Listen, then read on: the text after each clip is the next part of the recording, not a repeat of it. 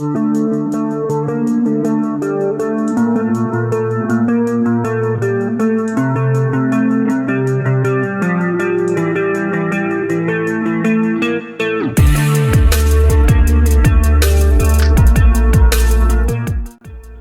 González habite à Buenos Aires depuis toujours. Chimiste de formation, elle a découvert le français tardivement et s'est passionnée pour cette langue.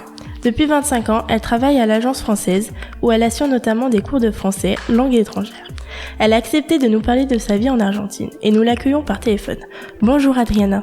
Bonjour les filles, Agathe et Leila. Vous avez été à l'école publique et à l'université publique, ce qui ne nous a pas permis de devenir journaliste, comme vous en rêviez. Est-ce qu'il est difficile et cher de faire des études en Argentine? D'abord, il y a l'université et l'éducation est publique et gratuite, heureusement, qu'on la conserve encore aujourd'hui, malgré la situation socio-économique très difficile. Les universités privées, oui, sont hyper chères, très très chères. Donc, ma famille, qui était assez modeste, ne pouvait pas me payer une université privée. Moi, j'avais commencé à travailler en faisant quelques cours de maths, physique et mathématiques. C'est ça ma première carrière. Donc, j'ai choisi entre 12 autres carrières que je pouvais faire à l'université publique. Et puis, bon, la vie m'a fait faire prof de français par élection et par amour à la langue. Grâce à votre premier salaire, vous avez pu prendre des cours de français. Qu'est-ce qui vous a plu dans cette langue? D'abord, ce qui m'a plu, c'était que quand j'étais très très petite, j'adore la radio. Et j'écoutais beaucoup de musique française à la radio. À l'époque, c'était Gilbert Bécaud, Adamo, Piaf. Je me rappelle d'être très petite, d'avoir demandé à mon papa, et ça, c'est quelle langue? Il m'a dit le français. Et puis, quand j'ai fait l'école secondaire, j'ai eu un peu de français. Et bon, j'aimais beaucoup. Aussi, une chose qui m'a fait beaucoup aimer la langue, c'était quand j'étudiais en histoire de la Révolution française. Et tous les siècles de lumière et tous ces penseurs, Rousseau, Voltaire, etc. Et j'ai fini ma carrière universitaire et j'ai eu la possibilité de me payer l'Alliance française. J'ai commencé à étudier le français. Vous avez dû tout quitter pour devenir maman. Est-ce que vous pouvez nous expliquer pourquoi? Bon, ça c'était une histoire un peu triste parce que quand j'ai eu ma première grossesse, j'ai eu mon premier enfant mort-né. On m'avait dit que je pourrais plus avoir d'enfants parce que j'ai eu une maladie rare, conséquence de la grossesse. Finalement, j'ai pu l'avoir, mais on m'avait dit que je devais faire un repos absolu.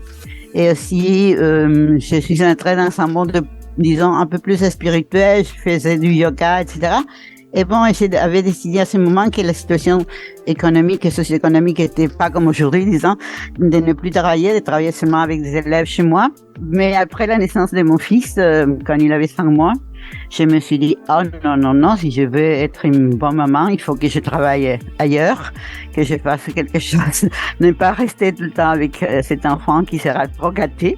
Donc, j'ai commencé à travailler à l'Alliance française comme bibliothécaire, sans être bibliothécaire, parce que c'était le moment d'entrer les données, tout devait être informatisé. Donc, j'ai commencé comme ça, comme assistante de bibliothécaire. À ce moment, je voulais étudier la bibliothécologie parce que quand je me mets dans quelque chose, je suis très passionnée. Je veux tout savoir. Et puis, après 3 ans à la médiathèque de l'Alliance, on m'a dit si je voulais me former comme prof en français précoce. Je ne sais pas si j'ai répondu à votre question, mais je dis que toujours la vie, c'est comme un chapelet de hasard et qu'on ne fait pas ce qu'on veut, mais ce qu'il nous donne d'une certaine manière, parce que tout peut changer d'un moment à l'autre sans qu'on le sache, on l'imagine peut-être. Bon, et je suis très contente de ce nouveau métier pour moi. Ce que j'aime, c'est apprendre. Et quand on fait un professorat ou quand on est dans une salle de classe, on apprend beaucoup plus qu'on enseigne, je pense. Vous avez été jusqu'à Paris pour apprendre le français. Comment avez-vous vécu ces séjours loin de l'Argentine? En fait, je ne l'ai pas vécu mal, tout au contraire, parce que quand on m'avait proposé cette bourse de post-formation en français précoce, j'avais mon papa très malade et j'avais dit non, je peux pas aller. Mais après, j'ai demandé si je pouvais aller avec ma famille, parce que bon, je suis très sentimentale. Si quelque chose s'est passé, il pourrait me soutenir. Donc, je suis allée avec mon fils qui était petit et bon, bon, c'était une période très heureuse. Très bien. Merci à l'Alliance de m'avoir donné cette bourse que je n'avais pas demandé. Actuellement, l'Argentine est en crise et fait face à une grande inflation. Comment cela se traduit dans votre quotidien ? C'est très difficile. Et surtout les moments d'incertitude de toutes sortes qu'on vit, non? Il y a une inflation énorme, comme vous avez dit, jamais vu comme... Bon, on a eu des périodes de grande inflation, mais pas comme aujourd'hui. Et cette inflation produit une récession. Je pense que comme on a commencé à fermer de petites et moyennes entreprises, on aura un taux de chômage énorme. On n'avait pas de grands problèmes avec le chômage avant. Même si le travail en noir existe depuis toujours et va continuer à exister. Je ne peux pas dire qu'on avait un plein emploi, mais presque, disons. Et pour moi, c'est un moment de grande incertitude parce que en 3-4 mois, notre salaire est rien parce qu'il n'y a pas eu d'augmentation des salaires. Et par exemple, la sécu privée, la sécu sociale a augmenté du 150% en 3 mois. Et les salaires 0%. Donc, c'est un moment où on doit faire face aux petites économies pour arriver à la fin du mois. Et en plus, il a enlevé tous les aides sociales. Donc, bon, c'est très triste cette période pour moi et j'essaie d'avoir l'espoir que les choses se passent. Mais vraiment, j'ai peur. C'est comme un cauchemar. Un nouveau président a été élu à la tête du pays il y a 3 mois. Pourquoi les citoyens sont-ils divisés à son sujet ? Je ne sais pas comment ça se passe dans d'autres pays, mais ici, il y a, je crois qu'il y a aussi dans le monde, une grande manipulation des médias. Il y a toute une partie de la population qui ne vit qu'à partir des réseaux sociaux. Il y a une grande manipulation aussi à partir des réseaux sociaux pour faire ignorer peut-être une réalité. En plus, il y a quelque chose, c'est difficile d'expliquer. Pour moi, ça reste à partir de la dernière dictature, par exemple. Beaucoup d'écoles publiques en parlent tout le temps, mais il y a d'autres, disons, niveaux d'éducation peut-être où les enfants étudient dans des collèges anglais ou des collèges, disons, plus chers. Et l'histoire argentine, pour moi, à mon avis, n'est pas très bien racontée. Il y a des chapitres qu'on oublie, alors, et ça crée comme une espèce de fossé entre une partie de la population et l'autre.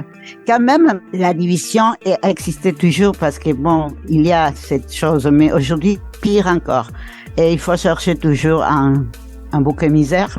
Les boucs émissaires, et dans ce cas, l'autre partie du gouvernement qui faisait beaucoup de social. On dit que ça, c'est les coupables de notre manque d'avenir, de futur, mais en réalité, les coupables, si on peut dire, de tout ça, c'est les gouvernements entre 2015 et 2019. Sujet très délicat, ce moment surtout.